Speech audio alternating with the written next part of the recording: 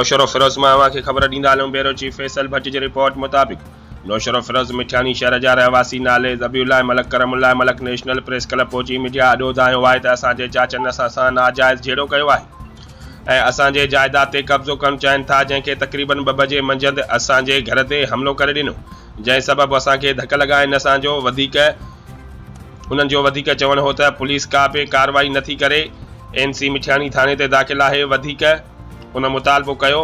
IG Sindh DIG Shaheed Benazirabad SSP captain R Saddam Hussain SHO Mithiani ऐं वज़ीर आला सिंध समेत ॿियनि वसवारनि खे अपील था कयूं त असां सां इंसाफ़ कयो वञे। ॿी सूरत में असां प्रेस क्लब जे अॻियां पाण खे साड़ींदासीं, जंहिंजो ज़िम्मेवार मुमताज़ मलक, अमानुल्लाह, गुलाम शबीर उर्फ़ लालू मलक, ख़ालक नो सालियो ऐं ॿिया हूंदा।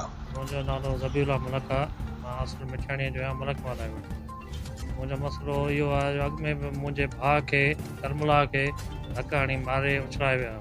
मुंहिंजे जॻहियुनि ते कब्ज़ा गुलाम हुसैन मलक, लालो मलक, उन्हनि जी जेका पोयारी करण वारो आहे अमाला मलक एडिशनल सेशन जज वटि सेकंड में क्लार्क आहे।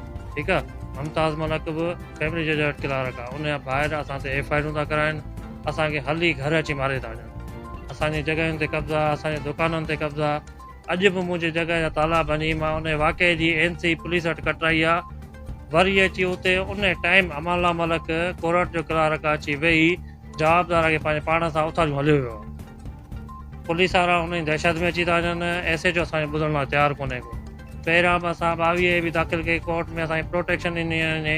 मुंहिंजे भाउ खे पहिरियां मारे जानी नुक़सान पुॼाइण चुका आहिनि। उन जो वाक़े जो FIR असां पहिरियां प्रेस कॉन्फ्रेंस कई, उन खां पोइ असांजी FIR थी। उन खां पोइ वरी हुननि कूड़ियूं FIR 5 असां ते कराए छॾियूं। हिन महिल बि असां 2 खां 2:30 बजे जो टाइम हो, असां थाणे ते विया आहियूं। असां हुनखे ॿुधायो आहे, वीडियो ॾेखारियो, बाबा हे असांजे घर जा ताला वेठा भॼनि, हलो। असां सां केरु न हलियो आहे। असांजी जाइ NC दाख़िल करे असांखे चवनि तव्हां घर वञो। असां घर पुगायूं त 10 ॼणा मुड़ुस